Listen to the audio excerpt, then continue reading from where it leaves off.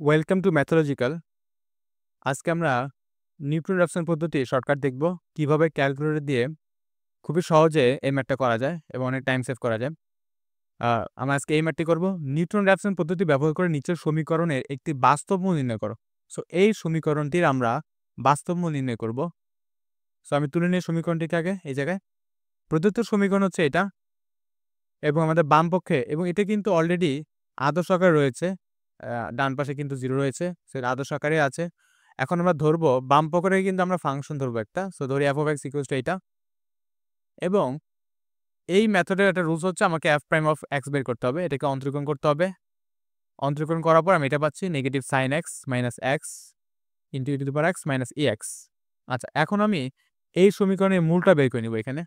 So মূলটা বের করতে গেলে এটা যেহেতু একটা তুরীয় সমীকরণ, আমি কিন্তু অবশ্যই আমার ক্যালকুলেটরটিকে রেডিয়ানে নিয়ে নেব। সো শিফট এখানে দিয়ে আমি এখানে অ্যাঙ্গেল ইউনিট রেডিয়ানে ফিক্স করে নিয়েছি এটাকে আমি। এখন আমি এটা তুলব। সো এটা তুলি আমি cos x minus x e to the power x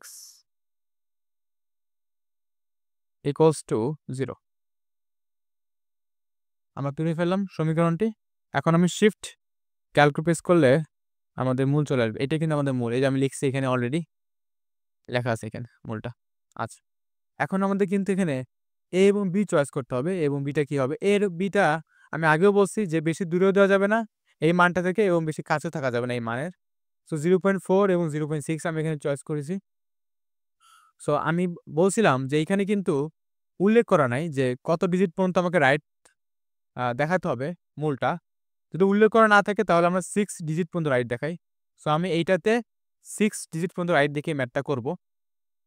so এর জন্য আমি আমার ক্যালকুলেটরটিকে 7 ডিজিটে ফিক্স করে নিব। তো শিফট মেনুতে গিয়ে আমি এখানে ফিক্স করে নেব নাম্বারটা 1 7 ডিজিট আমি ফিক্স করে নিয়েছি এই ক্যালকুলেটরটিকে।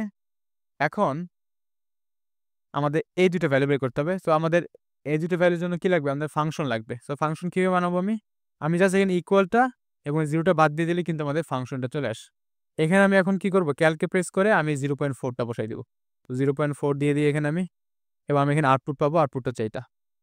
ঠিক আছে? তো আমাদের 3 2 4 3 3 and 1 1 এই পর্যন্ত রাখলেই হবে।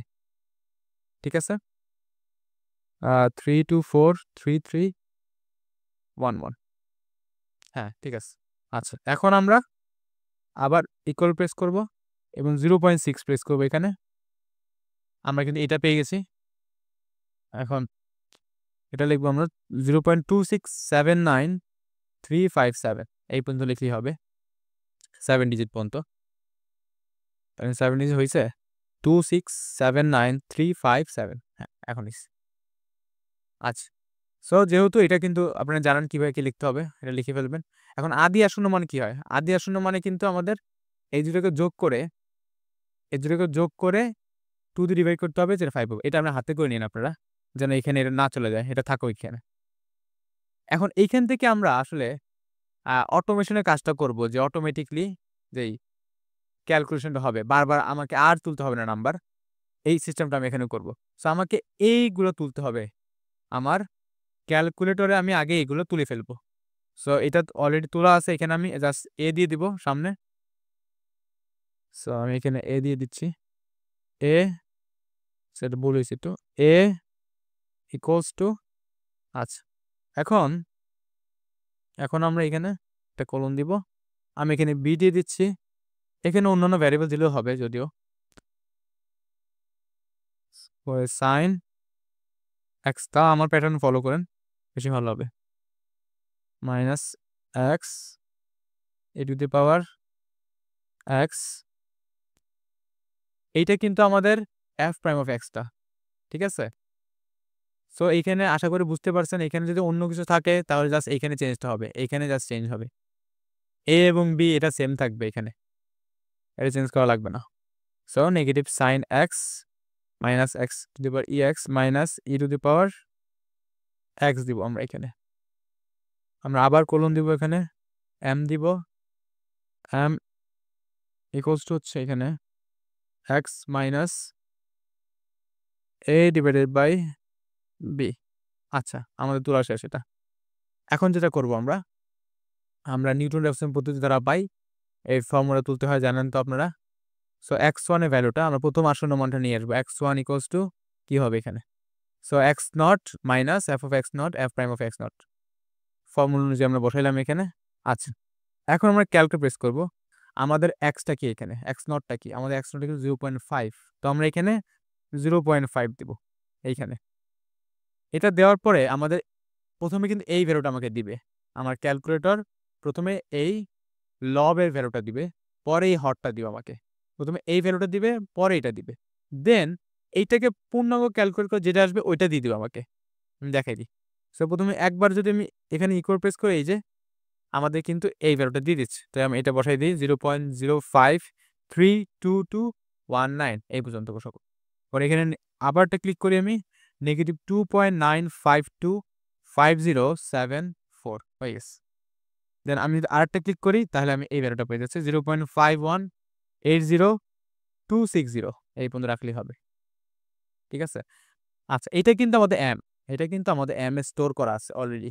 এখন পরবর্তী দেখি একটু, পরবর্তীতে কিন্তু এই x1টাই কিন্তু আমার এইখানে এবং এইখানে বসাইতে হচ্ছে। তাহলে আমি আবার যখন ইকুয়াল প্রেস করবো, এই x এর জায়গায় আমি কিন্তু এখন এই ভ্যালুটা দিব। সো এই ভ্যালু কিন্তু আমার কষ্ট করে তুলতে হবে না, এত বড় ভ্যালুটা, কারণ m এ অলরেডি স্টোর করা আছে। তো আমি এখানে জাস্ট m দিয়ে দিব, দ্যাটস ইট।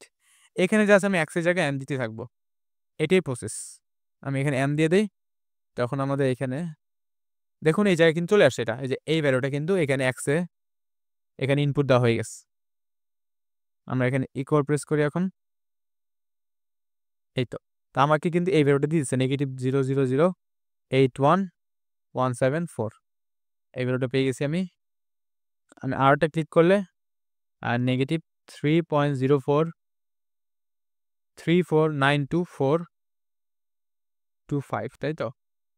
আর 0.43495, আপনি জাস্ট এইটাই খেয়াল করে বসাবেন, তাহলেই হবে।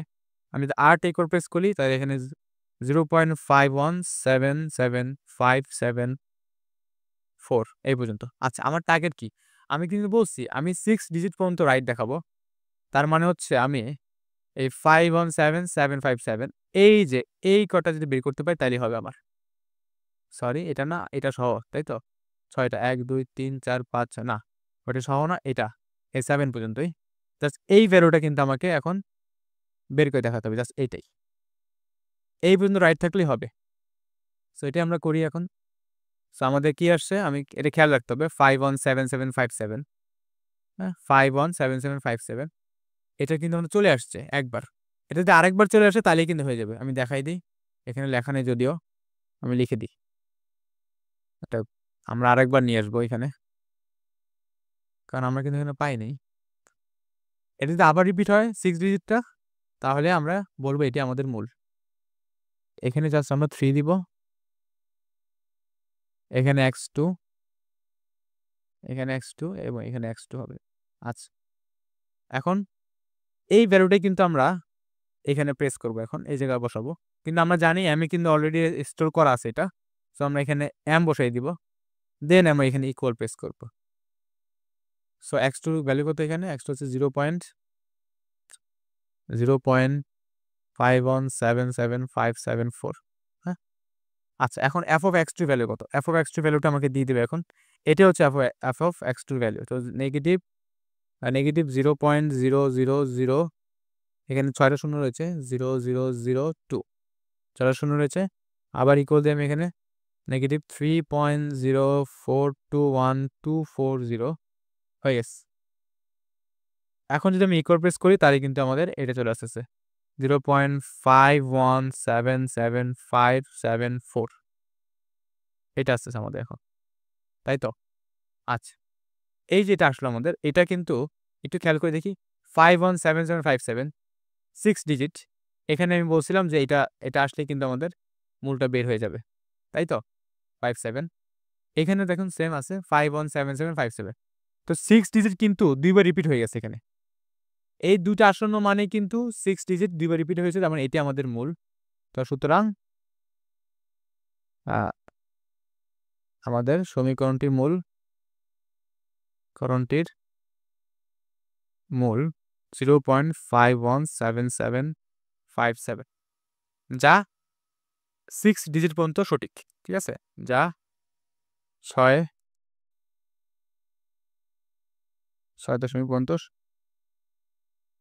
দশমিক পর্যন্ত সঠিক। সো আশা করি সবাই বুঝতে পারছেন। এই সিস্টেমে কিন্তু এইভাবে যদি আপনারা ক্যালকুলেটর ব্যবহার করে করেন তাহলে নাম্বার তোলার যে প্যারাটা এটা থাকবে না। এই এত বড় বড় নাম্বার তুলতে গেলে কিন্তু ভুল হওয়ার সম্ভাবনা থাকবে। আমি কিন্তু একটাও বড় নাম্বার তুলিনি এখানে। আপনারা খেয়াল করে দেখছেন হয়তোবা। আমি জাস্ট শুরুতে এই নাম্বারটা দিছিলাম, দ্যাটস ইট। পরে আমি জাস্ট 0.5 দিছি। আর একটা নাম্বার কিন্তু আমি এখানে তুলিনি। সো বাকি মেথডগুলো আসতেছে আমাদের চ্যানেলে। অবশ্যই সাবস্ক্রাইব করুন চ্যানেলটি, যেন আপনাদের নিউমেরিক্যাল পরীক্ষা তো বেশি দেরি নাই। আমি চেষ্টা করব পরীক্ষা আগে দিয়ে দেওয়ার সব। কারণ এইগুলো একবার দেখলে আপনাদের মনে থাকবে।